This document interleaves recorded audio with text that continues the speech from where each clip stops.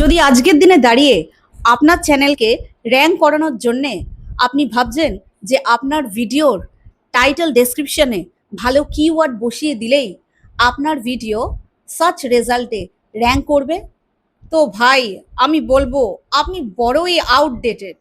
আপনি সেই পড়ে আছেন 2021-2022-এর ইউটিউবে। এখন 2026-এর ইউটিউব অ্যালগোরিদম পুরোপুরিভাবে চেঞ্জ হয়ে গেছে। এখন ইউটিউবে আপনাকে পুরোপুরি অন্যরকমভাবে এসইও করতে হবে, যা আমি আজকে আপনাদেরকে খুব সহজভাবে বুঝিয়ে বলবো 6টা পয়েন্টের মাধ্যমে। তাই বলবো ভিডিওটা স্কিপ না করে সম্পূর্ণ দেখুন, যাতে আপনি সঠিকভাবে এসইও করতে পারেন, তাও আবার সঠিক অ্যালগোরিদম অবলম্বন করে। পয়েন্ট নাম্বার 1, অ্যালগোরিদম এখন পুরোপুরিভাবে চেঞ্জ হয়ে গেছে। 2021 বা 2022-এর অ্যালগোরিদম যেরকমভাবে কাজ করতো এখন সম্পূর্ণ আলাদা রকমভাবে কাজ করে। অ্যালগোরিদম নিয়ে ইউটিউব কিন্তু কখনোই আমাদের কাছে ডিসক্লোজ করে না। আমি যা যা আজকে এই ভিডিওতে বলবো তা অনেক রিসার্চ করে আর অনেক মানুষের সাথে কথা বলার পরে আর অনেক অবজারভেশন করার পর আপনাদের কাছে আমি তুলে ধরছি। আজকের দিনে অ্যালগোরিদম এমন হয়েছে যে আপনি যদি আপনার ভিডিওতে ভালো কিওয়ার্ডও বসিয়ে দেন, তবুও আশা রাখবেন না যে আপনার ভিডিও সার্চ লিস্টে র্যাঙ্ক করবে। ভিডিও যদি ভালো হয় তবেই র্যাঙ্ক করবে, নয়তো কিন্তু অ্যালগোরিদম দেখছে আপনার ভিডিও কত পার্সেন্টেজ পর্যন্ত লোক দেখছে, 70% নাকি 80%। মোট কথা সেই ভিডিও থেকে অডিয়েন্স রিটেনশন কত পরিমাণ আসছে। এখন কিওয়ার্ড, টাইটেল, হ্যাশট্যাগ ইউটিউব পড়ে না। এখন ইউটিউব অডিয়েন্স বিহেভিয়ারের ওপর কাজ করছে। যদি আপনার ভিডিও খুবই উন্নত মানের হয়, যদি আপনার ভিডিও 80 থেকে 90% লোক দেখছে, যদিও বা সেই ভিডিওর কিওয়ার্ড পুয়ার থাকে, তবুও কিন্তু আপনার ভিডিও সার্চ রেজাল্টে র্যাঙ্ক করতে পারবে। যদি আপনার ভিডিওর কিওয়ার্ড খুব ভালো থাকে, মানে আপনি সার্চিং কিওয়ার্ড রেখেছেন, কিন্তু যদি আপনার ভিডিও ভালো না হয়, অডিয়েন্স যদি স্কিপ করে দেখে, তবে কিন্তু আপনার ভিডিও হয়তো সার্চ লিস্টে র্যাঙ্ক করানো হতে পারে, কিন্তু কিছুদিনের জন্যে। কিছুদিন পরেই কিন্তু ইউটিউব সেখান থেকে আপনার ভিডিওটি সরিয়ে দেবে, কারণ ইউটিউব অ্যালগোরিদম কিন্তু এখন পুরোপুরিভাবে শিফট হয়ে গেছে। এখন টাইটেল, হ্যাশট্যাগ, কিওয়ার্ড ইউটিউব দেখে না। এখন পুরোপুরি অডিয়েন্স বিহেভিয়ারের ওপর ডিপেন্ড করে আপনার ভিডিওটি। পয়েন্ট নাম্বার 2, আপনি হয়তো এটা শুনেছেন যে যদি আপনি আপনার ভিডিওতে ভালো সিটিআর বসান, তাহলে আপনার ভিডিওর ভিউজ বাড়বে।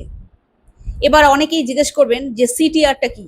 সিটিআর হচ্ছে ক্লিক থ্রু রেট, মানে the percentage of viewers who click on the video after seeing it's thumbnail and title. কিন্তু বর্তমানে দেখা যাচ্ছে এটা চেঞ্জ হয়ে গেছে। ধরে নিন আপনি একটা ভিডিও আপলোড করেছেন, সেখানে সেই ভিডিওর সিটিআর এসেছে 10% আর অডিয়েন্স রিটেনশন এসেছে 15 থেকে 20%। সেখানে কিন্তু আপনার ভিউজ কম আসবে। আর যদি দেখা যায় আপনার সিটিআর এসেছে 3 থেকে 5% আর অডিয়েন্স রিটেনশন এসেছে 70%, সেই ভিডিওর ভিউজ কিন্তু অনেক বেশি আসবে। তাই ঘুরে ফিরে দেখা যাচ্ছে সেই অডিয়েন্স বিহেভিয়ারের ওপরেই কিন্তু আপনার ভিডিও নির্ভর করছে। পয়েন্ট নাম্বার 3, এখন অ্যালগোরিদম কি চেক করে জানেন?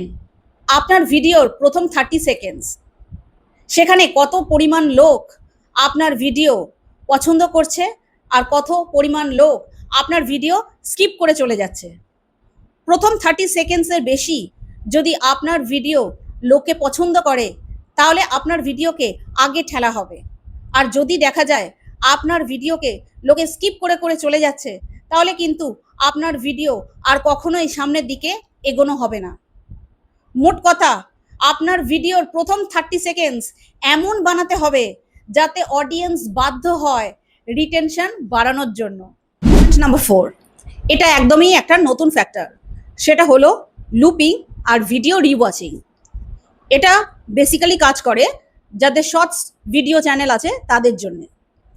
যদি আপনার কোনো শর্টস ভিডিও চ্যানেল থাকে আর সেখানে আপনি শর্ট ভিডিও আপলোড করছেন, বেসিক্যালি কোনো ইনফরমেটিভ টপিকের ওপর বা কোনো স্টোরি টেলিং, যা মানুষে বারবার ক্লিক করছে কোনো কিছু শেখবার জন্যে বা গল্পটা আগে শোনবার জন্যে, মানে ভিডিওটা লুপে দেখছে মানে হয়তো স্টোরিটা পার্ট 1 পার্ট 2 এরকমভাবে আপনি ভাগ করে দিয়েছেন, সেটাকে বলা হয় লুপিং। এই ফ্যাক্টরটা দারুণভাবে কাজ করছে যাদের শর্টস চ্যানেল আছে তাদের জন্যে। এমনকি দেখা যাচ্ছে এই কারণের জন্যে অনেক শর্টস কিন্তু ভাইরালও হচ্ছে এই লুপিং আর রিওয়াচিং ফ্যাক্টরের জন্যে। তাই আমি অবশ্যই বলবো যাদের শর্টস চ্যানেল আছে তারা লুপিং আর রিওয়াচিং ফ্যাক্টরটা কিন্তু অবশ্যই মাথায় রাখবেন। Point number 5, engagement.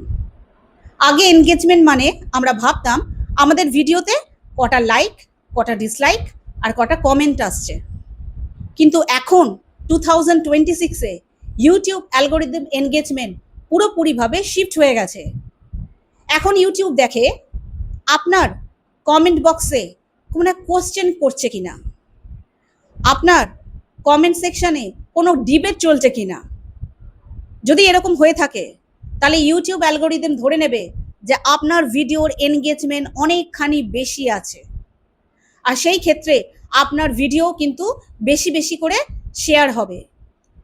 এমনকি ইউটিউব দেখবে যে কোনো একজন যদি আপনার ভিডিও ক্লিক করে থাকে, সেই ব্যক্তি আপনার পরবর্তী ভিডিওগুলো ক্লিক করছে কিনা, সব কিছুই কিন্তু দেখবে ইউটিউব অ্যালগোরিদম। আর সেই ক্ষেত্রে কিন্তু আপনার লং ভিডিও ভাইরাল হওয়ারও পুরোপুরিভাবে চান্স থাকে। পয়েন্ট নাম্বার 6, নিশ অথরিটি গেম। এই ফ্যাক্টরটা খুবই গুরুত্বপূর্ণ। তার মানে হচ্ছে আপনাকে কোনো স্পেসিফিক নিশ ধরে, নিশ মানে স্পেসিফিক এরিয়া অফ ইন্টারেস্ট মানে ক্যাটাগরি, আপনাকে কোনো স্পেসিফিক ক্যাটাগরি ধরেই কন্টেন্ট আপলোড করতে হবে। ইউটিউব অ্যালগোরিদম একটা প্রোফাইল বিল্ড করে আপনার চ্যানেলের, তাই আপনাকে কোনো স্পেসিফিক ক্যাটাগরি ধরেই কিন্তু কন্টেন্ট তৈরি করে যেতে হবে, যাতে ইউটিউব অ্যালগোরিদম সেই সমস্ত ভিউয়ার্সদের কাছে আপনার কন্টেন্ট আনতে পারে যারা ওই টপিক রিলেটেড ভিডিও দেখতে চাইছে, যদিও বা তারা আপনার সাবস্ক্রাইবার না হয়ে থাকে। তাহলে সব মিলিয়ে এটাই হলো যে ইউটিউবে যে নতুন অ্যালগোরিদম আছে এসইও 2026-এ, সেটা হলো পুরোপুরি হিউম্যান সাইকোলজি গেম, যেটা আপনাকে বুঝতে হবে।